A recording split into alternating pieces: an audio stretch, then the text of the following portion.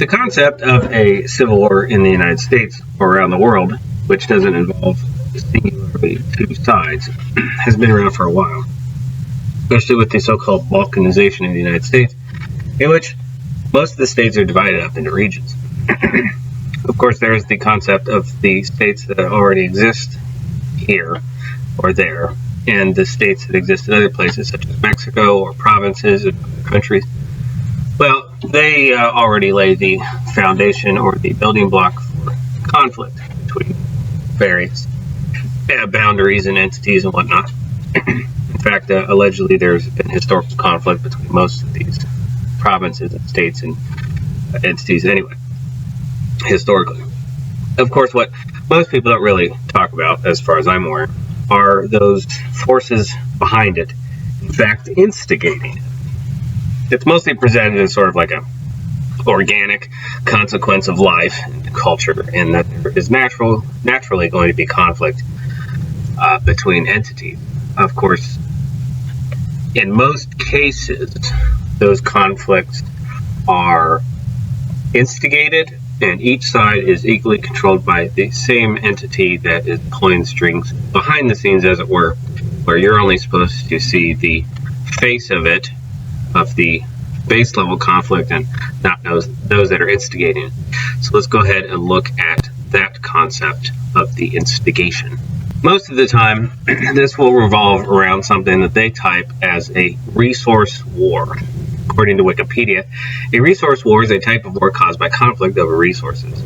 In a resource war, there is typically a nation or group that controls the resource and an aggressor that wishes to seize control over said resource. This power dynamic between nations has been a significant underlying factor in conflicts since the late 19th century. Following the rise of industrialization, the amount of raw materials our industrialized nation uses to sustain its activities is heightened. Of course, what they don't include here is a third party that controls the resource and thus gets two individuals to fight over it, as with that scene in Batman the Dark Knight where the Joker makes two people fight for an open spot on his crew. Same general concept. You have a third party that controls the resource and gets two individual entities or individuals to fight each other for that resource. That is the concept here, and that's the concept they won't list because that's what they're doing, and the people that are behind Wikipedia and all these other outlets won't publish something like that because that would just be ridiculous for them to do. So they'll publish the other one, the one that you want to see, which is the one side that's quote-unquote controls the resource and then the other one fighting them for it. Or, on the other hand, the one side that's been given resource and been basically told that a string or a requirement of having that resource is to go attack this other one, which doesn't have it, this neighbor. Nowadays, this will revolve around the control of shipping containers, the ability to move resources into an area via large bulk carrier ships, especially when our farmland and most other methods of production have been exhausted, reduced, poisoned, or destroyed, or otherwise are non-existent. There will be a heavy reliance on shipping containers to bring resources from other places, and thus you have the component to initiate this resource war. We've already seen elements and examples of shortages, but none of those shortages have as of yet led to open conflict, although in 2020 there was quite a lot of conflict going on, instigated in many parts and very obviously so, but it has not all been tied together yet. Now, the universities and many other entities, but specifically universities, a component or subset of the universal church, have been laying the groundwork for this type of conflict for a very long time, and it's a small step to resource wars from conflicts that are sparked over nonsense, such as with sports riots. According to Wikipedia, again, a sports riot is a riot that occurs during or after sporting events. Sports riots occur worldwide. Most riots are known to occur after the event is done, but some have been during the game, say football hooliganism. Whereas football, soccer is one of the more well-known triggers for riots. Other sports have triggered riots, including hockey and motorcycle racing. There are a number of factors believed to influence whether riots occur, including cultural factors, environmental factors such as temperature, darkness, and noise, and witnessing player violence. So yeah, basically they have been relaying the groundwork for this for a long time, and it is all based around the antagonism of sports teams, which gets deeper into the idea of dividing states between each other. Of course, fans and sports teams will dress themselves up in various colors, marking them as separate from the opposition. This can come in many different forms, but it is something that is equally shared with armies, gangs, and many other groups around the world that generally have conflicts with other groups that have various markings to distinguish one from another. This gets into the idea of the Michigan-Ohio State football rivalry, referred to as the game by some fans and sports commentators. It is an American college football rivalry game that is played annually between the Michigan Wolverines and the Ohio State Buckeyes. As of 2023, Michigan and Ohio State are the winningest, yeah, right, wonder who wrote this crap, and third winningest programs in NCAA Division I football history, respectively. The rivalry has gathered profound national interest as many of the games determine the Big Ten Conference title and the resulting Rose Bowl game matchups, as well as the outcome of the NCAA Division I College Football Championship. In 2000, the game was ranked by ESPN as the greatest North American sports rivalry ever. The rivalry is listed in Rivals, the 10 greatest American sports rivalries of the 20th century, published by Wiley Encyclopedia Britannica, includes the rivalry as one of the 10 great sports rivalries in history. So here you go, you have a direct component of universities specifically who are driving the groundwork for rivalries between states. And if there was a resource war to break out, this would be one of the primary focuses, and you would have the same institution, the universalist or globalist or whatever you want to call them, will be controlling both sides and instigating the conflict, getting essentially dogs to fight each other. In Michigan, you have the blue side, as they say, go blue, but they also use the gold. So blue and gold are their colors. You can distinguish the two sides from each other because they are specifically given contrasting colors, and that is no accident. That is just like two armies, or the red versus blue factions that we see replicated and repeated throughout history and all over the place. The red faction in this context is Ohio, the Ohio State Buckeyes specifically, from the University, the Ohio State University, whereas it's Michigan State University and the Wolverines.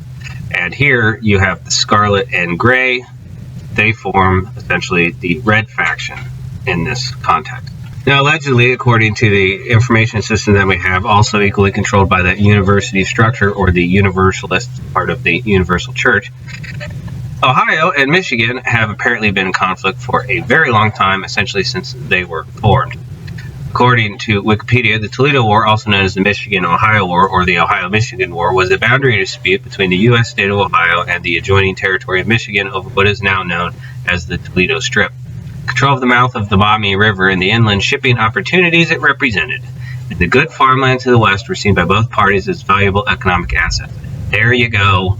Inland shipping opportunities. It will, as always, revolve around shipping. Who controls the shipping containers and who gets those shipping containers to come? It will be the person that plays ball or the person that wins in a instigated conflict. And we will see this replicated throughout the globe, and apparently has already been done before in this exact area, at least according to them, those who are instigating it. Now, many groups throughout history have generally used armbands to identify one from another, such as with the alleged National Socialists in Germany in the 40s and many other places. Armbands are ubiquitous, but there are many other ways in which groups might identify friend from foe. Here we have the Scarlet Pimpernel. According to Wikipedia again, The Scarlet Pimpernel is the first novel in a series of historical fiction by Baroness Orsi, allegedly, published in 1905. It was written after a stage play of the same title, co-authored with her husband, Montague Barstow. It enjoyed a long run in London, having opened in Nottingham in 1903. The novel is set during the Reign of Terror following the start of the French Revolution. Title is the nom de guerre, that means name of war, of his hero and protagonist, a chivalrous Englishman who rescues aristocrats before they are sent to the guillotine. Sir Percy Blakeney leads a double life, apparently nothing more than a wealthy fop, but in reality a formidable swordsman and a quick-thinking master of disguise and escape artist. The band of gentlemen who assist him are the only ones who know of his secret identity. He is known by his symbol, a simple flower, the scarlet. Pimpernel. There's a fictional, allegedly fictional anyway, explanation of a method that is used, which would rather be interesting if they tried to do the same thing.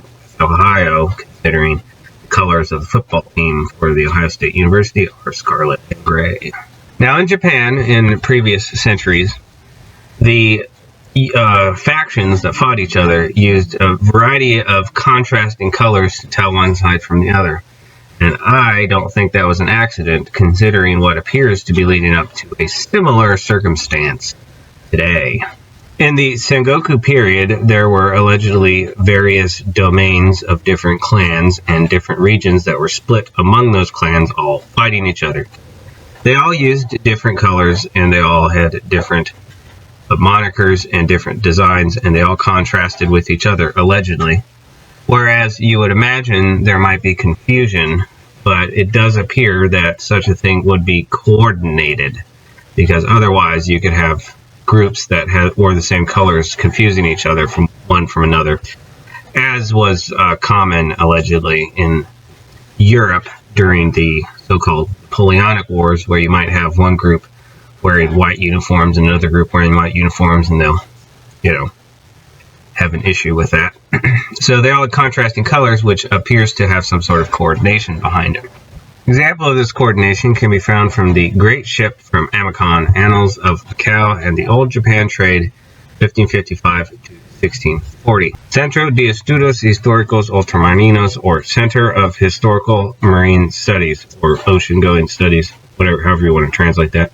Lisboa, 1959, or Lisbon, 1959.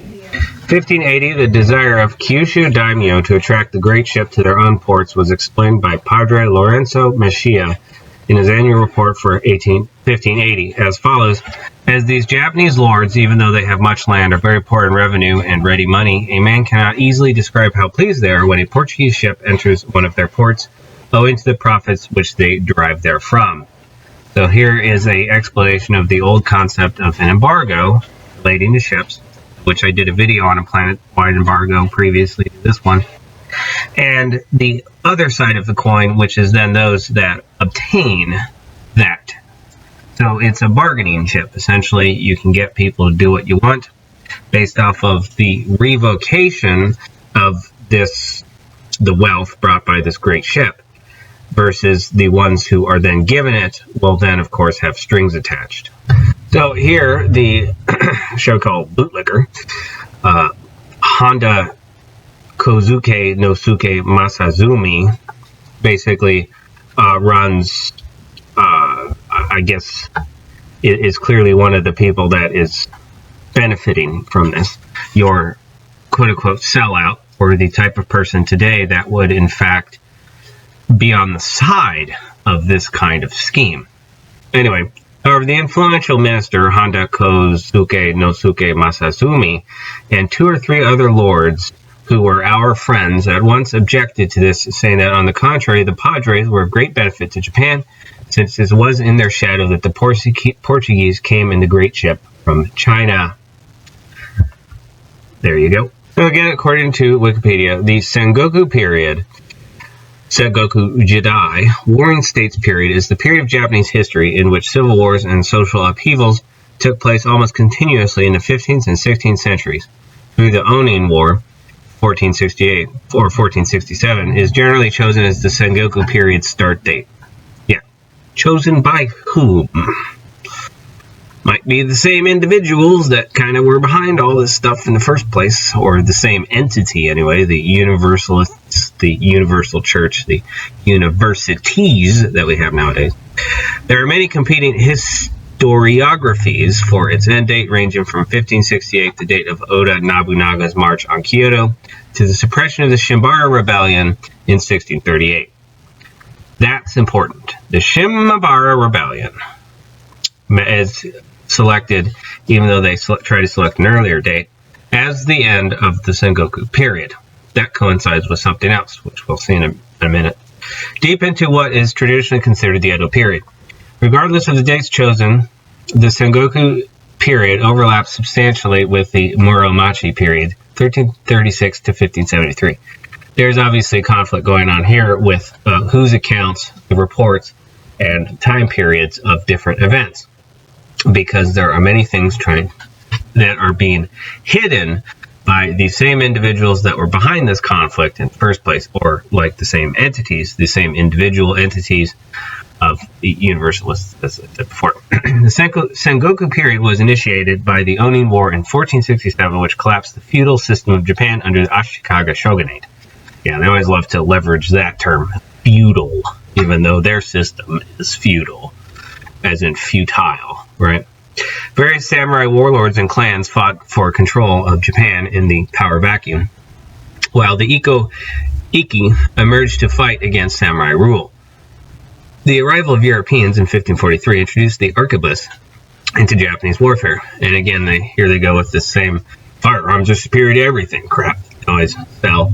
Japan ended its mission to Ming China in 1547, which had been carried out 19 times since 1401 due to the need for trade.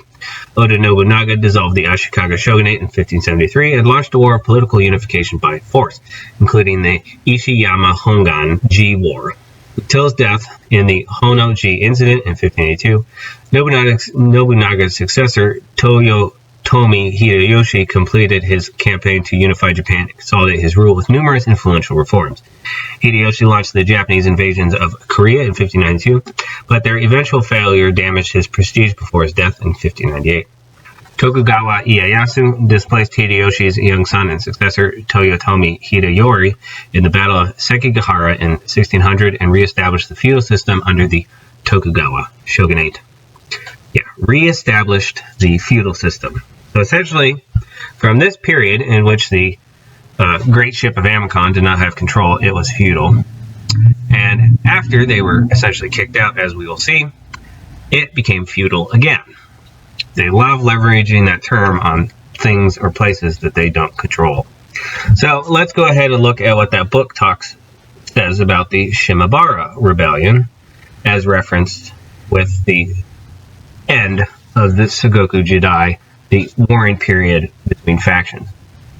Shortly after the departure of the galleots from Nagasaki, or however you want to say that, is the French word, so the galio, probablemente, no T. Don Francisco G. Castelbranco left on the annual mission to the court at Yedo at the end of November. His suite was not a very numerous or imposing one, and contrasts strangely with the train of people taken by the Dutch chief or Opperhoef in later years, as described by Engelbert Kempfer and other travelers. Castelbranco was accompanied by one assistant, 4 soldiers, 2 pages, and 2 blacks, apart from the Japanese officials and interpreters. Unfortunately for him, his arrival at Yedo coincided with the outbreak of the Shimabara Rebellion. When the persecuted peasantry and crypto-Christians of Arima and Amakusa rose against their feudal oppressors in one of the bloodiest and most famous episodes in Japanese history, the rebels used the Iberian war cry Santiago, St. James, and burnt Buddhist and Shinto temples wherever they found them, so the authorities naturally suspected that the movement was either inspired or supported or both by the Portuguese. The shogun and Roju, or Great Council, hesitated whether to receive Dom Francisco G. Castelbranco. They finally compromised by accepting the presents he brought on the 6th of February 1638, but declined to receive him in person. Shortly afterwards, Dom Francisco was told to return to Nagasaki, where he is virtually held as a prisoner on suspicion of being implicated in the Shimabara Rebellion. According to one account, Castelbranco's norimono, or palanquin, was tied round with ropes when he came ashore from his boat at Nagasaki, so that he was not able to set foot on land or speak to anyone. So if you wonder who controls things now, at least according to them, and who controls Wikipedia, let's go to this section titled 188 Martyrs of Japan, 1603 to 1639. These martyrs are additional religious priests and laity murdered for their faith between the years 1603 and 1639. Yeah, right. They always play this little religious card when they get in trouble for, doing what they always do. Divide and conquer. Through the promulgation of decree on martyrdom, these 108 martyrs of Japan were venerated on the 1st of June 2007 and beatified on 24 November 2008 by Pope Benedict the 16th. The ceremony held in Nagasaki was presided over by Cardinal Peter Shirayanagi, Archbishop Emeritus of Tokyo. So yeah, they're the victims here, and the Japanese people were wrong, and now they have to be shown it, is basically what's happening. It would be like if you had a arch rival or a group of people that were kicked out for committing crimes, and then, you had to accept you had to agree that you were the bad guy in that, just like is going on today with the Americas, where you have all of this anti-American crap going on in the universities, where we are forced to accept that we were on the wrong side of the war for independence and other things like that with Great Britain. Interestingly, when we look at Wikipedia under Japan-Portugal relations, it states that the Japanese-Portugal relations are the foreign relations between Japan and Portugal. Although Portuguese sailors visited Japan first in 1543, diplomatic relations started in the 19th century. Now, why is that? Well, that's because what they're referring to here is the Japan, the juridical entity that is controlled in the United Nations scheme, as is part of the Universalists and the Universal Church, which has deep ties with the university structure around the globe, and also, of course, the Vatican, with all their Greco-Roman imagery and whatnot. So that's why they state that, because there wasn't any Japan of the juridical entity, and there wasn't any Portugal of the juridical entity as recognized by the UN at the time, because the UN, quote-unquote, did not exist. 26 Martyrs Museum and Monument from Wikipedia. The 26 Martyrs Museum and Monument were built in Nishizaka Hill in Nagasaki, Japan in June 1962 to commemorate the 100th anniversary of the canonization by the Roman Catholic Church of the Christians executed on the site on February 5, 1597. The fact they can erect something like this tells you that they are in control of this region for now. 26 people, a mixture of 20 native Japanese Christians and 6 foreign priests, 4 Spaniards, 1 Mexican, and 1 Portuguese from India, had been arrested in Kyoto and Osaka on the order of Toyotomi Hideyoshi, national ruler for preaching Christianity. They were imprisoned and later marched through the snow to Nagasaki so that their execution might serve as a deterrent to Nagasaki's large Christian population.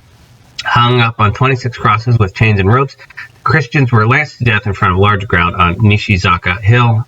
St. Paul Miki is said to have preached the crowd from his cross. Yeah, I highly doubt that. This is another one of their fabrications, because they won't say what really happened. The main theme inherent in both the museum and monument is the way to Nagasaki, symbolizing not only the physical trek to Nagasaki, but also the Christian spirit of the martyrs. The museum's collection includes important historical articles from both Japan and Europe, such as the original letters from the Jesuit priest Saint Francis Xavier, as well as modern artistic works on the early Christian period in Japan. The displays are arranged chronologically into 3 periods: the early Christian propagation, the martyrdoms, and the persistence of Christianity underground during the persecution. So here this book gives you an idea of what really happened, at least for not that specific event that they used that commemoration for, but another event that they don't want to talk about. Anyway, at a full council meeting in the Senate House on 13 March 1640, it was unanimously resolved to send a special embassy to Japan, appealing against the Exclusion Edict of 1639 and petitioning for the reopening of the trade, despite the obvious risks involved. Now again, when exactly did the Sengoku Jidai end? Wasn't it 1638? And the Jesuits were expelled from Japan in 1639. Yeah, go figure. 4 of the leading citizens with experience of Japan were selected to head this mission, which sailed in a galliot on the 22nd June, carrying 6,000 taels in silver for payment of their expenses, but no merchandise whatsoever. All those on board had confessed and communicated before embarkation, and services of intercession and atonement were offered daily in all the churches and convents. Blah, blah, blah. So let's go ahead and look at what happened to these individuals, the last presence of Portuguese Jesuit control on Japan until much later, the quote-unquote 19th century, at least as according to that Wikipedia article. The Portuguese were then trussed like turkeys and thrown into jail for the night, which they passed in weeping and wailing according to the Dutch account, or in prayer and thanksgiving according to survivors. Yeah, no crap, there's different accounts of this, because they will lie about everything and rewrite history. Next day, they were taken to Martyrs Mountain in Nagasaki. Yeah, I wonder who named it that. The scene of so many similar tragedies, where they were beheaded except for the lucky 13. These last, after witnessing the execution of their 61 companions and the subsequent burning of their galliot with everything on board, were sent back to Nagasaki on a small Chinese junk on the 1st of September with an insulting dispatch to the Senate of Macau. And now you understand exactly why there is such a bitterness towards Japan by these universalists, but in fact they hate absolutely everyone, and they want to cause this mass conflict in other places, and will do so, because they have essentially repeated this strategy many times. Thank you. If you have enjoyed this video, please join my newly formed Discord. There are free books available at the links, and if you so desire, you may support my work in any of the available options, PayPal, Cash App, etc. Thank you.